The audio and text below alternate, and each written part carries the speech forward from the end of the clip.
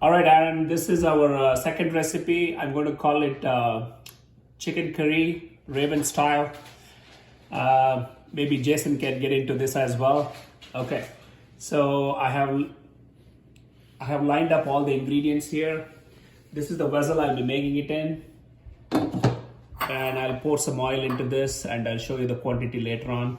This is chicken thighs, about 2 pounds. And these are the 4 ingredients: garlic, ginger, fresh coriander, and 5 green chilies. These will go into this dry grinder, and I'm going to grind them up into a thick but very fine paste. Then these are the powders. This is the garam masala. This is the red chili powder. This is the coriander powder. This is turmeric. This is salt. These 5, I'll be measuring it and putting it in there. So step 1, the vessel of the oil. Step 2, the chicken. Step 3, the paste that we're going to make. Step 4, it's the powders. These 2, because Jason liked the coconut curry, I have some shredded coconut that you can put it in your freezer. This is optional. And this is curry leaves. This is also optional. So don't worry about it, but I just showed it there in case you want to take it to the next level. All right, so this is the amount of oil I'm going to use approximately. Use as much as you want because there will be some oil in the chicken too. So when it cooks, you don't want to put too much oil. The coriander is already in the dry grinder, so I put some garlic, and I'm going to put the ginger in.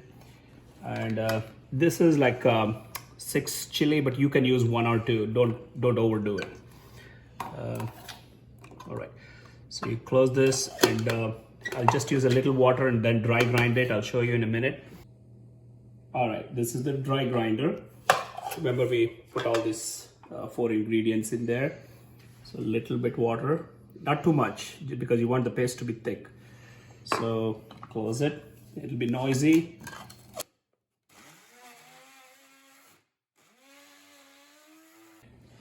All right, this is how it looks after you've done the grinding. It'll be a paste like this.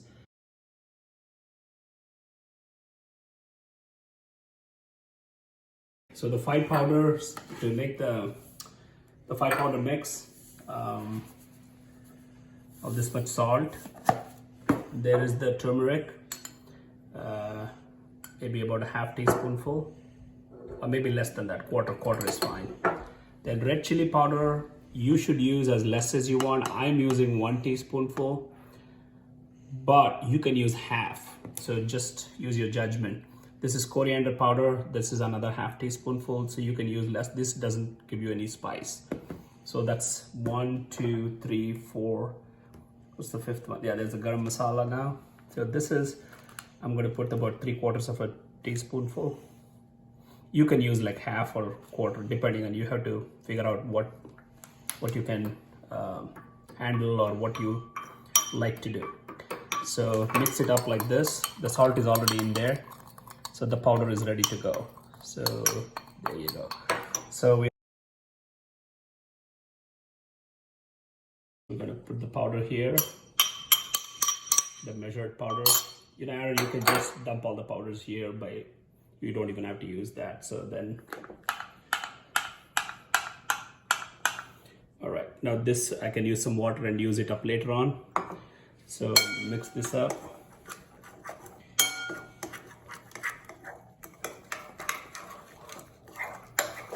Then we'll add the chicken.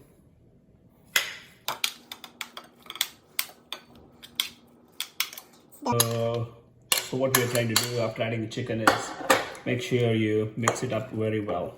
So, all right, so now we have the chicken thighs, the cut pieces mixed with the powders that we had and the paste that we had made. It's all thoroughly mixed, and when it's mixed well, this is how it looks.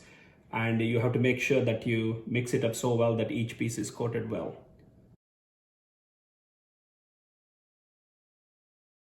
All right, this is the non-stick vessel. I'm going to put the oil. I'm not putting that much, only so much. And basically turn the heat let the oil warm up. All right, now that the oil is a little bit warmed up, maybe like it's been a minute or a minute and a half, and the oil is about to start spluttering. We put some mustard seeds. I know this is something I didn't mention before. It's optional, so when you put some mustard, you know, we always do. So then the mustard will start to splutter. That's how you know the oil is hot. Then you're going to put the chicken in. That's pretty much it. Okay, stop.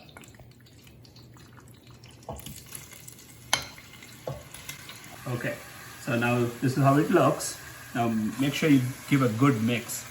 So, okay. So what I'm doing is just thoroughly mix the oil with the chicken. This is how it looks. So keep mixing. Keep mixing.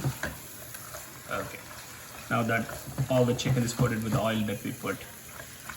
Okay, now meanwhile, I'll take some water to clean this and pour it into this so that we can get all the gravy. Then I will pour it in a little bit later on. So I'm just getting most of the gravy out with a little bit water. I'm going to rinse this bowl to get as much as I can. To use this water to add to the chicken a little bit later on. Here goes, there's some water now. This is very little water now. Just put it into this, then put this to the side. So just give it a good thorough mix. And this will be cooking on medium flame for maybe about 15-20 minutes. The way you know that the chicken is done is there will be some oil that will start to float. That's how you know when the chicken is done. So I'm going to cover this up, turn the fan on. Because some of these, the garlic, the ginger, the coriander, the spicy powders, they have very intense smell. So make sure that you are aware of this. So your clothes, if you don't want them to smell, you have to be careful. So make sure all the people who are around you know that you're cooked Indian food. Be careful. Shredded coconut that comes in a packet that you can freeze. So it's available in a lot of stores, Indian stores mainly. So this is how it will look. I'm going to show you. This is how it's going to look. So you put some in the vessel here, and in this container here. So I'm going to just keep it in the microwave for maybe about 45 seconds to make sure it gets unfrozen. This is the frozen coconut that I just put in the microwave to soften it up and unfreeze it. So just transfer it into the dry grinder again. This is the same dry grinder I used to make the paste. So I'll just add a little water, and that's how we create our coconut milk. So give me a second. Okay, there's the dry coconut. Put some water, close it. So you should have added a little bit more water, so this is like the coconut milk. It's freshly made, so we can use this to put into the chicken later on.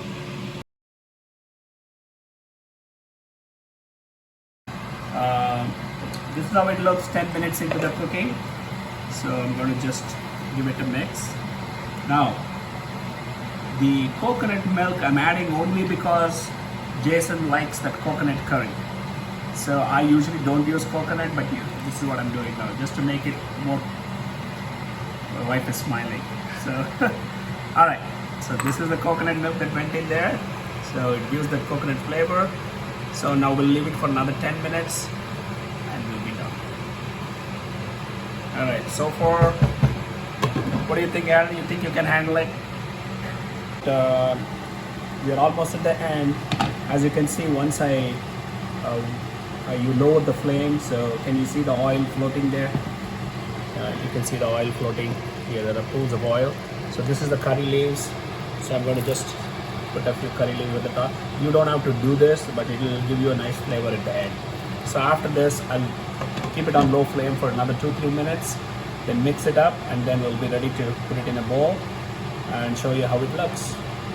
Okay, here is the final product. As you can see, there's the chicken with the gravy flow, and I've garnished with some coriander. You can also put some more coriander here.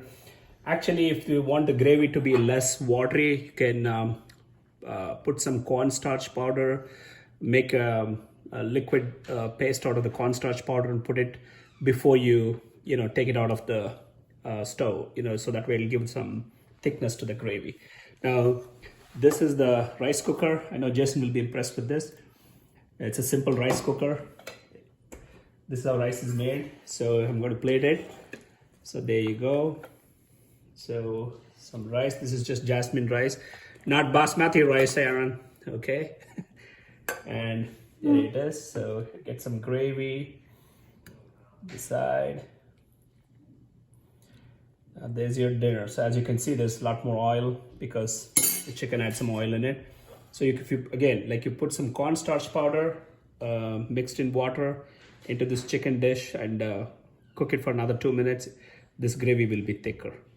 All right. Good luck, and hope you get to do this as well and enjoy it.